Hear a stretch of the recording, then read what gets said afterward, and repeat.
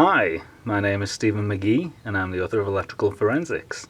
And we're going to talk about a subject of electrical forensics, and that is plant growth defects. Now we're going to take a little walk around my back garden and have a little look at the defects that are occurring. And over in that direction, behind the tree and behind the roof of the homes, are two cell phone towers that are about 600 to 700 meters away. And this is the first defect that we're going to look at. So as you can see, the vines further down grow very vigorous, but when they come into the alignment of where the cell phone tower is over there, we actually get quite retarded growth. So for those who aren't aware of what I did last year, I took out all of my wireless devices from service because I was seeing plant growth defects occur throughout the garden. And this is one of those plant growth defects right here. And as you can see, it's much smaller than its counterparts. That's because this was grown in a wireless radiation hotspot and its growth was retarded. So it's now in the process of recovering. And it's now autumn 2013. I took them out of service in the summer of 2012. As you can see, this one that wasn't in a hotspot is much larger. So here's the vines. So you can see that these vines are very, very dense in this area. And that's because they can't see any cell phone towers. So let's keep on going and let's see what else we can find. So here's another retarded plant, and as you can see, its counterpart over there is almost twice the height as is the other one right there. But this one, its height was retarded. And the other thing you'll notice is the leaves are much smaller on this one compared to the others. So it's in the process of adapting back to a lower radiation environment, and we've got much larger leaf growth coming up. So right here is where we get the view out to the other cell phone tower, which is behind those trees. And as you can see, the vine growth has gone very sparse compared to down here. So this cell phone tower wireless radiation certainly appears to be affecting my vines.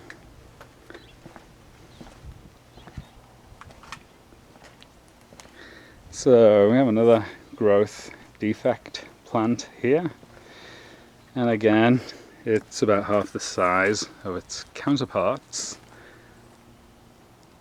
and it's actually growing much better now that I've taken my wireless devices out of service. So there's no doubts that wireless radiation from my wireless devices and the utility transmitting meters in the area were affecting the growth of this plant. And this plant over here, it wouldn't grow upwards.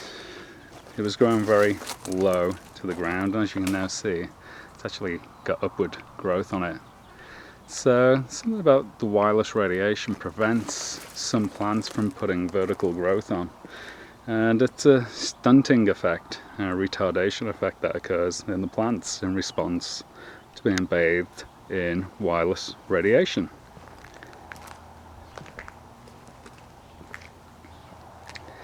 So these were some vines. All my vines I knocked down off the house earlier this year because I painted the house, and they're now coming back. And this is actually growing much better than last year.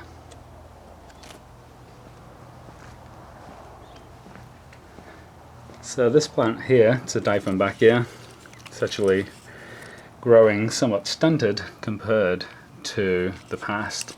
And that's because out here the wireless radiation levels are very high because of the cell phone towers. And in some parts of my garden you will find patches of wireless radiation that are about 700 millivolts per meter, and this particular plant appears not to like that. So these leaves normally are the size of your hand. so they're much smaller and they've lost all of their patterning. So this is a plant that is involved in an experiment, and the experiment is to see how the Diplomachia grows within a chicken wire Faraday cage, and this is what we're up to right now. So I need a little bit more growth to occur on this before I can come to any conclusions. But my home is made out of this, so I'm kind of curious to see what chicken wire does to biological life. So this plant here wouldn't put on any vertical growth. That's now changed, and as you can see we've got some vertical upshoots coming up. You can see the vine next to it, it's actually growing up the wall. That was knocked down earlier this year, and there's all new growth, as is this. So some of these vines were showing significant stress over the years, until I took my wireless radiation devices out of service. So this plant right here, this was almost dead at the point where I took my wireless devices out of service, and it's now come back. So this was a death zone, and there was a few death zones around my garden where you would plant a plant and several months later it would be dead. So now I've taken my wireless devices out of service, the dead zone has stopped occurring in this location, and you can see the previous dead plant next to it. And here's our pomegranate tree. This was showing significant stress, and when I took my wireless devices out of service, it suddenly decided it was going to start growing fruit. So there's a pomegranate. So this plant used to be significantly stressed, and that's now changed now that I have no wireless devices in service at my home. And this cactus down here, this was involved in a smoke detector experiment, and it significantly deformed from exposure to the radiation from the smoke detector. So I've now removed the smoke detector, and I'm now watching it to see what is going to happen with the growth now that it's not being exposed to harmful radiation. And its counterpart is over here. So this one has 6 smoke detectors, and the thing you'll notice is it's just absolutely fine. And the thing that I found when I had the smoke detectors tested is these smoke detectors, the 6 that are underneath this plant, have much lower emissions out of them compared to the one that deformed the other cactus. The emissions out of the other one were much higher. So we've got the hoop skirt experiment, and the tree is doing very, very well. It's actually grown quite vigorously this year. And if you look at the hoop skirt, it's actually connected together with string.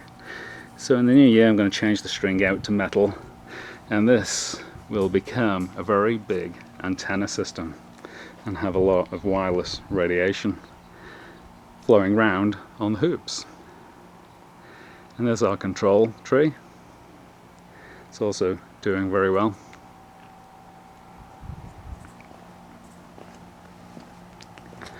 So these trees would not grow when my wireless products were in service. And it's actually approximately doubled in size this year.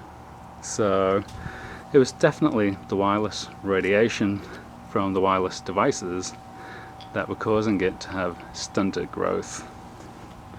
And its counterpart is over here. And again, this one has doubled its growth during the course of this year, and previously it was stunted, it would hardly grow at all.